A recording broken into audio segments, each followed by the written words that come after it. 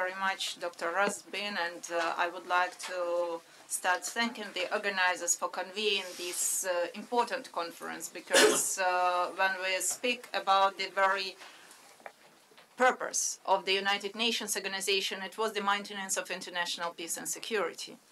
And unfortunately, despite the fact that it's already 80 years after the United Nations organization has been established, the discussion about maintenance of international peace and security doesn't become less needed. Unfortunately, quite often, we need it even more than before. I'm fully joining the previous speakers who was advocating on behalf full observance of international law, international public law, and international humanitarian law. And as soon as I'm the international lawyer, I will try to demonstrate some of the perspectives of the impacts of a very specific notion, the use of unilateral sanctions, means of the enforcement and over-compliance, on the maintenance of international peace and security.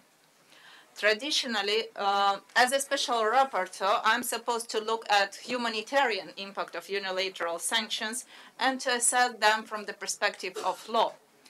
And traditionally, countries which impose sanctions, they insist that it's a political means only, imposed on behalf of public goods, to make bad governments to change for the better, which do not affect individuals and which do not affect peace and security at all.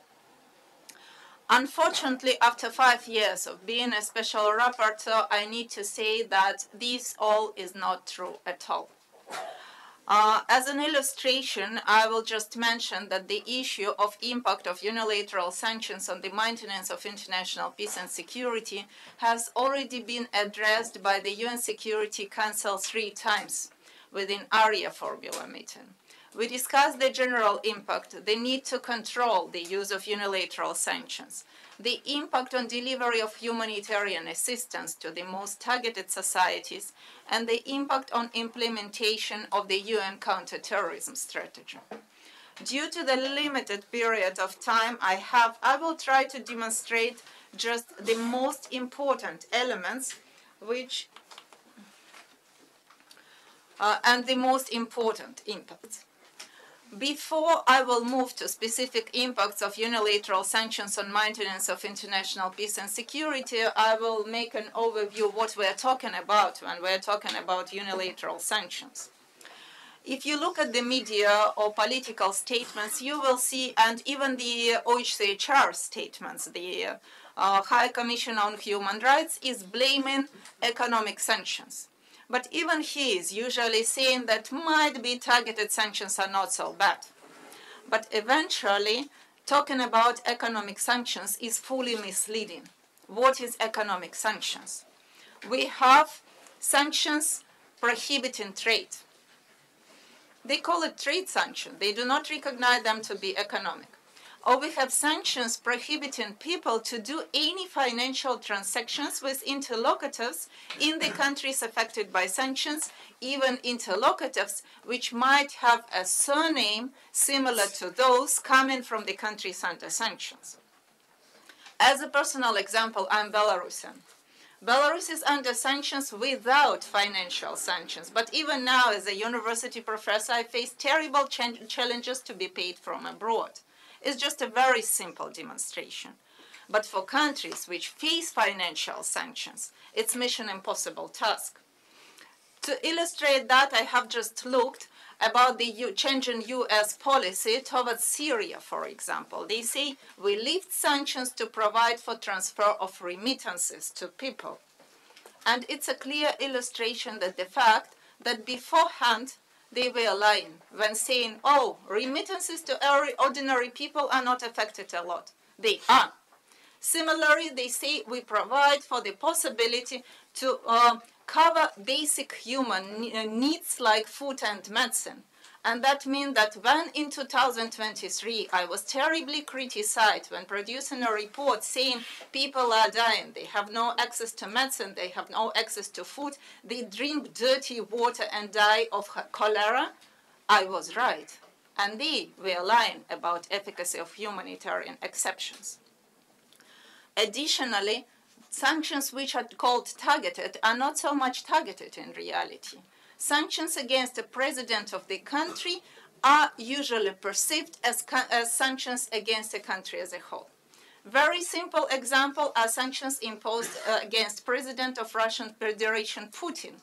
There are two decisions in the UK courts. The first decision says, as soon as Russia has a centralized economy, sanctions against anything happening in Russia to Russian nationals or anything relevant to Russia shall be considered to be under full control of Russian president and to be targeted.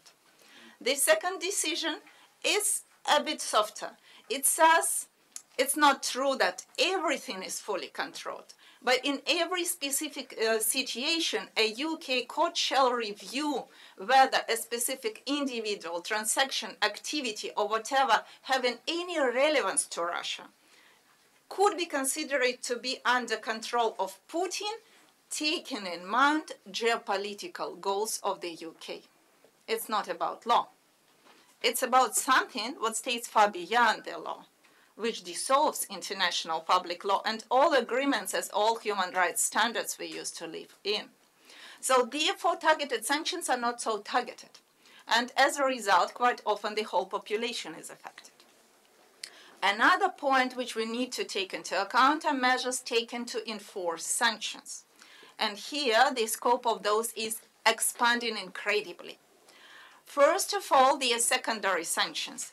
Any person dealing with a person which might be considered to be affected by sanctions, not directly affected, but might be considered to be affected, can be placed in sanctions list. It affects third countries' nationals having nothing to do to the country which imposes sanctions and nothing to do with country under sanctions. Moreover, now we face more and more cases of bringing civil and criminal charges for nationals of countries which impose sanctions or any third country. And now we face ridiculous situation when European Union country, for example, Greece, arrests Bulgarian national, a national of another European Union country, and extradites a person to the United States despite the disagreement of Bulgaria under the criminal case for alleged cooperation with Russian entities. For me as a lawyer, it's nonsense. It has nothing to do to any provision of any treaty in the sphere of extradition. But that is the reality. European Union Parliament submitted a case to the European Union Council asking what shall we do, how shall we understand extradition rule, and since August there is no response. No one knows. But these extradition cases continue to happen. And due to this higher level of penalties, due to this fear, everyone over-complies. So this over-compliance from the side of businesses, individuals, and states make unilateral sanctions regimes comprehensive, even if there are only targeted sanctions. Let's move now to the topic we are discussing, the issue of use of certain means of pressure under international law. Under international law, the rules are pretty clear. It's possible to act in self-defense if you are under the military attack. That's definitely not the case. It's possible to take unfriendly but legal means, what is retortions. But the majority of measures are not legal but unfriendly means. In November 2024, we had a huge conference in Geneva, and one of the speakers said that what US is doing to Cuba, it's retortions because the US has the right not to trade with Cuba. Not to trade, it's true. But the fact is that both the US and Cuba are members of multiple international treaties. And if we are talking about retortions, the measures taken shall not violate any of them. If they do, and that's the case, it's not retortions. Another possibility is countermeasures. And for a certain period of time, European Union was advocating that it's possible to use sanctions as countermeasures. But countermeasures rules are very precise. You can only tie countermeasures in response of a specific international legal obligation. You shall say this obligation is violated under this treaty, and we react.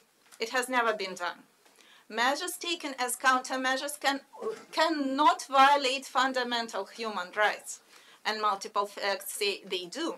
They cannot last forever, and they cannot aim to punish a country. They cannot have a political goal. They can only encourage a state to fulfill that specific violated international obligation. Therefore, since 2 years, European Union said, no, it's not countermeasure. There is a decision of the European Court which says it's not countermeasures. We are not addressing this issue any longer, so it's our foreign policy. Moving further, theoretically, there is a possibility to use criminal jurisdiction in response to international crimes. But here we face a ridiculous situation. Countries which impose sanctions quite often say, we designated these guys because they committed crimes against humanity. But there has never been an attempt to start a criminal case. If a person did really commit crime against humanity, you shall at least try. Similarly, many people are designated under Magnitsky law or under Caesar Act, or in the European Union it's human rights sanctions regime, saying these persons committed corruption. But under Convention of Corruption, it's not an international crime. It's only directly affected states which is entitled to start a criminal case. And now I'm moving to the issue of threats to international peace and security caused by unilateral sanctions. The first problem is that some sanctions are imposed by states with alleged purpose to enforce sanctions of the UN Security Council. And under a chapter of the United Nations, states are obliged to implement them, not enforce. And here we see a huge difference. If the UN Security Council prescribes specific measures, for example, designated 3 persons, it's not possible to designate 100 more, referring that we believe we need to punish them to enforce the initial sanctions because the UN Security Council is not effective. By doing that, we come back to the very idea of humanitarian intervention of early 1990s, when states said the UN Security Council is not effective. We need to demonstrate that we do care. But it's not about international law, demonstrating that we do care. International law is about adhering to the rule of law, including humanitarian law and including human rights law. So these measures undermine the authority of the UN Security Council and have nothing to do to authorization. Moreover, quite often they make situation much worse than it was before. Second situation, this arbitrary interpretation of sanctions of the UN Security Council undermine relations between states. If sanctions are imposed, country under sanctions will definitely not be happy. It will be much less inclined to discuss the situation. On the opposite, it will start to develop legislation aimed to protect its national and policy internally. And that's what we are currently observing. A number of African groups, states, especially within SADC, has anti-sanctions day, and they develop a strategy against sanctions. A number of countries adopt anti-sanctions legislation, which basically scares countries which impose sanctions, and I will show you this picture. That is the reaction of the European Union Parliament in response to China taking counter-sanctions. They say, wow, China takes terrible steps. Economic coercion is not allowed under international law. When I saw this document, I had a very strange feeling that as for the arguments, they copied my report published 4 years ago at that moment, where I tried to argue that unilateral sanctions are not legal. So now when China imposed counter-sanction, they used my argumentation word by word, because unilateral sanctions are not legal. However, counter-sanctions might fit the criteria of countermeasures that make situation even more complicated. Coming back to other elements. One of the issues which is very complicated is the delivery of humanitarian assistance. I have already cited the problems to deliver humanitarian assistance to Syria. It's all the same. around all countries under sanctions. It's long, it's very expensive, it's not effective, it's not efficient.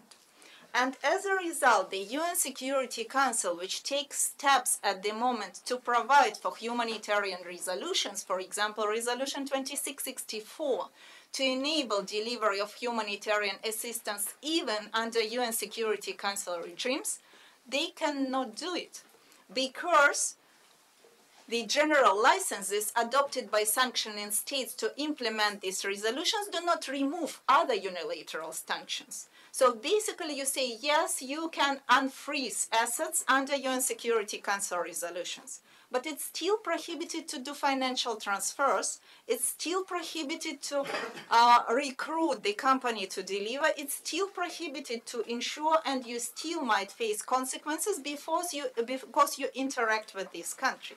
So it doesn't work at all. Absence of control, I have also already mentioned. Referring to another problem, one of the challenges the whole world is facing is struggle against international terrorism and transboundary crime. We all are aware about the existence of the global UN counterterrorism strategy, and eventually the use of unilateral sanctions means of their enforcement and overcompliance undermines all 5 pillars of these global counterterrorism strategies. As the use of unilateral sanctions results in poverty, hunger, health insecurity, degrading education, people are more inclined to involve into criminal activity for the basic survival. Additionally, people do not have chances for the better future. And as a result, it's much easier for terrorist groups to recruit them. People get subjected to human trafficking, to illegal traffic of arms, cultural values, and many other elements. And all this has already been recognized by the UN Security Council as constituting a threat to the international peace and security. Additionally, the use of unilateral sanctions is undermining human rights. And it has already been recognized long ago, even at the level of the UN Security Council, that promotion and protection and respect for human rights is an integral part of struggle against terrorism. If you are not respecting human rights, it basically means that terrorists immediately say, you see, they behave in the same way. That's why we need to punish them. And there is clear-cut statistics which demonstrate that violation of human rights results in growing engagement into terrorist activity and all other types of transboundary crimes.